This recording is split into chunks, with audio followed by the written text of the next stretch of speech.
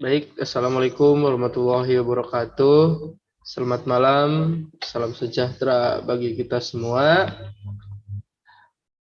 Kami dari kelompok 1 Hukum Pidana Ekonomi, mata kuliah Hukum Pidana Ekonomi, akan mempresentasikan mengenai tindak pidana perpajakan. Yang mana kami beranggotakan Febi Azkari, saya sendiri, kemudian Rohayati, kemudian Sultan Alamsyah, dan yang terakhir Teti Mardiani.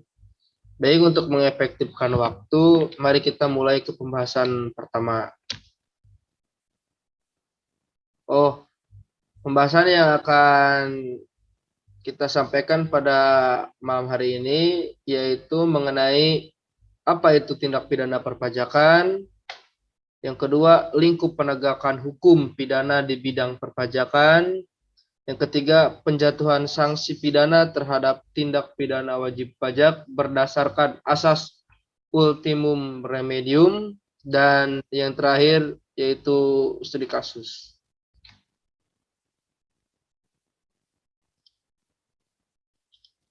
Nah, apa itu tindak pidana perpajakan? Tindak pidana perpajakan adalah perbuatan pelanggaran terhadap peraturan perundang-undangan di bidang pajak. Sesuai dengan karakteristik hukum perpajakan, tindak pidana perpajakan dikenal sebagai tindak pidana administrasi di bidang perpajakan dan menjadi domain perpajakan.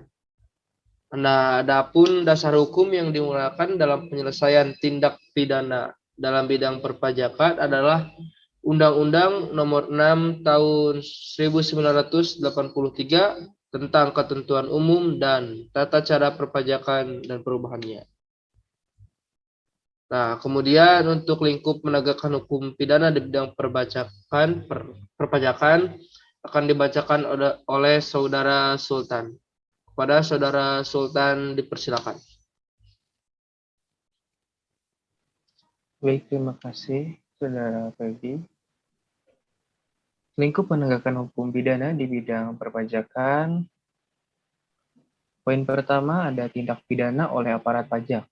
Tindak pidana yang dapat dilakukan oleh pihak fiskus dan diancam dengan sanksi pidana terdapat dalam Pasal 34 Undang-Undang Ketentuan Umum dan Tata Cara Perpajakan menyatakan pejabat yang karena kealpaannya tidak memenuhi kewajiban merahasiakan sebagaimana dimaksud diancam dengan pidana penjara paling lama 1 tahun dan denda paling banyak 4 juta rupiah.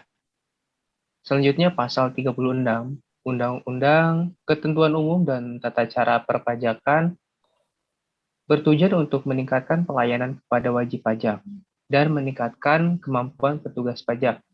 Selanjutnya pasal 335 Kitab Undang-Undang Hukum Pidana menyatakan tindak pidana bisa terjadi jika aparat pajak melakukan pemerasan terhadap wajib pajak. Selanjutnya, tindak pidana oleh wajib pajak dan penanggung pajak. Tindak pidana yang dapat dilakukan oleh wajib pajak dan penanggung pajak dan diancam dengan sanksi pidana dapat dilihat dalam Pasal 38 Undang-Undang Ketentuan Umum dan Tata Cara Perpajakan mengatur mengenai tindak pidana yang dilakukan oleh orang yang karena kealpaannya tidak menyampaikan surat pemberitahuan atau menyampaikan surat pemberitahuan tetapi isinya tidak benar sehingga menimbulkan kerugian negara. Selanjutnya pasal 39 Undang-Undang Ketentuan Umum dan Tata Cara Perpajakan. Pasal ini mengatur mengenai tindak pidana yang dilakukan oleh setiap orang dengan sengaja. Selanjutnya pasal 5 ayat 1 Undang-Undang Nomor 20 Tahun 2021 memuat tentang perubahan atas Undang-Undang Nomor 31 Tahun 1999 tentang pemberantasan tindak pidana korupsi. Selanjutnya pasal 24 sampai 26 Undang-Undang Nomor 12 tahun 1985 Junto Undang-Undang Nomor 12 tahun 1994. Pasal-pasal ini mengatur mengenai tindak pidana berkaitan dengan pajak bumi dan bangunan. Selanjutnya pasal 13 dan 14 Undang-Undang Nomor 13 tahun 1985 mengatur tentang bea materai. Selanjutnya, Kitab Undang-Undang Hukum Pidana ditentukan mengenai tindak pidana yang dapat berkaitan dengan pajak. Baik, terima kasih Saudara Sultan. Untuk poin ketiga akan dipresentasikan oleh Saudari Rohayati. Kepada Saudari Rohayati dipersilakan. Baik, terima kasih. Poin ketiga, tindak pidana oleh pihak ketiga. Selain tindak pidana yang dapat dilakukan oleh aparat pemerintah selaku Fiskus dan anggota masyarakat selaku wajib pajak ataupun penanggung pajak, terdapat kemungkinan tindak pidana dilakukan oleh pihak ketiga. Dalam hal ini, yang dimaksud sebagai pihak ketiga adalah pihak selain Fiskus dan wajib pajak atau penanggung pajak.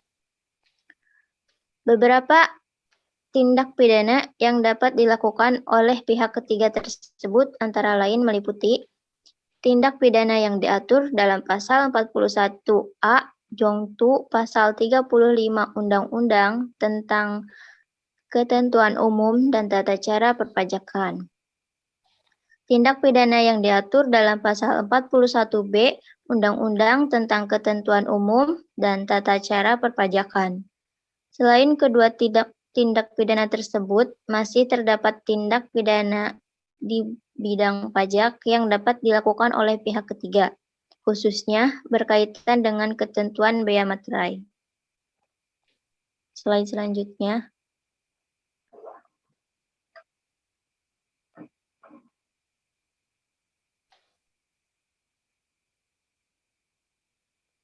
Penjatuhan sanksi pidana terhadap tindak pidana wajib pajak berdasarkan asas ultimum remedium. Penjatuhan sanksi pidana terhadap tindak pidana wajib pajak berdasarkan asas ultimum remedium. Penyelesaian hukum tindak pidana pajak juga bisa diselesaikan melalui jalur administratif seperti dimaksud dalam pasal 44B Undang-Undang KUP yang menunjukkan bahwa sesungguhnya penerapan pidana terhadap pelanggaran undang-undang tersebut bukan bersifat primum remedium, tapi lebih berorientasi kepada ultimum remedium. Persoalan pasal 44B Undang-Undang KUP di mana mengubah sanksi pidana dengan sanksi administrasi bisa mengusik rasa keadilan di masyarakat. Namun justru dengan mengubah cara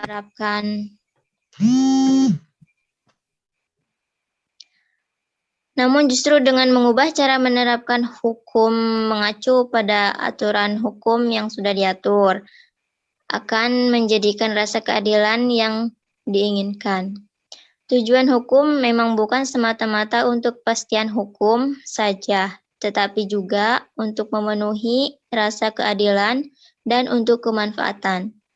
Bila ada wajib pajak yang telah disidik, tidak harus dilimpahkan ke pengadilan, tapi diberi pengampunan asal mau melunasi utang pajak beserta sanksi administrasinya. Baik, terima kasih Saudari Rohayati. Kemudian untuk studi kasus akan dipresentasikan oleh Saudari Teti. Kepada Saudari Teti dipersilakan. Baik, terima kasih moderator.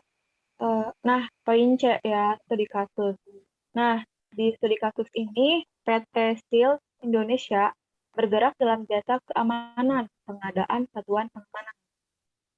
Nah, pelatihan jasa keamanan, konsultasi di bidang keamanan, serta penyediaan alat-alat keamanan dengan konsumen perusahaan-perusahaan penanaman modal dalam negeri, atau disingkat dengan PMDN, dan penanaman modal asing, PMA. Nah, di wilayah Jawa, Sumatera, Sulawesi, Kalimantan, Bali, dan Nusa Tenggara. Diduga melakukan tindak pidana perpajakan, yaitu dengan tidak menyetorkan pajak yang dipungut kepada negara. Kasus tindak pidana perpajakan tersebut melibatkan 3 orang sebagai terdakwa, yaitu Trianis Norbaiti, Kenny Dogel, McKinney, dan McKinney itu telah divonis, dan Yudi Irawan. Nah, pembuatan yang dilakukan oleh terdakwa dalam putusan MK nomor 938/PID.SUS/2019 tersebut dapat diuraikan sebagai berikut. Nama terdakwa Trianis Norbaiti atau TAN. Next.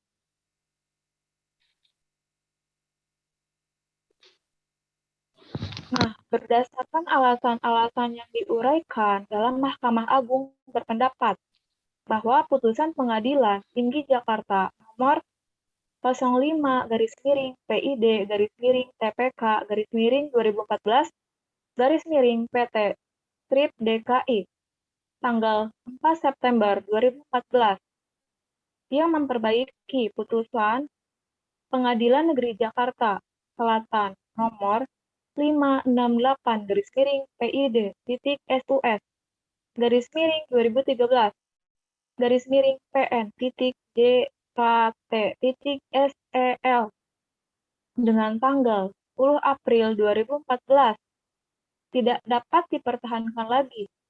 Nah, oleh karena itu harus dibatalkan dan Mahkamah Agung akan mengadili sendiri perkara tersebut. Perbuatan terdakwa TAN sebagai diatur dan diancam pidana dalam pasal 39 ayat 1 huruf B dan huruf C dan huruf G junto pasal 43 Undang-Undang Republik Indonesia Nomor 6 Tahun 1983 tentang ketentuan umum dan tata cara perpajakan sebagaimana yang telah diubah dengan Undang-Undang Republik Indonesia Nomor 16 Tahun 2000 tentang perubahan kedua atas Undang-Undang Nomor 6 Tahun 1983 tentang ketentuan umum dan tata cara perpajakan. Junto Pasal 64 Ayat 1 Kitab Undang-Undang Hukum Pidana. Selanjutnya saya serahkan kepada moderator.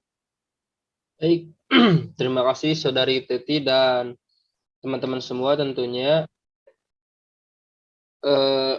Sangat disayangkan pembahasan mengenai tindak pidana perpajakan dilakukan secara online. Tetapi apa boleh buat karena perkuliahan luring atau offline sangat terbatas. Sehingga yang penting tidak mengurangi esensi dari materi yang disampaikan. Mungkin hanya itu yang dapat kelompok kami sampaikan. Terima kasih. Jangan lupa jaga kesehatan karena sekarang sedang ada varian baru COVID Omicron katanya. Jadi kita harus meningkatkan kewaspadaan terhadap virus-virus yang ada di sekitar kita. Mungkin itu yang dapat kami sampaikan.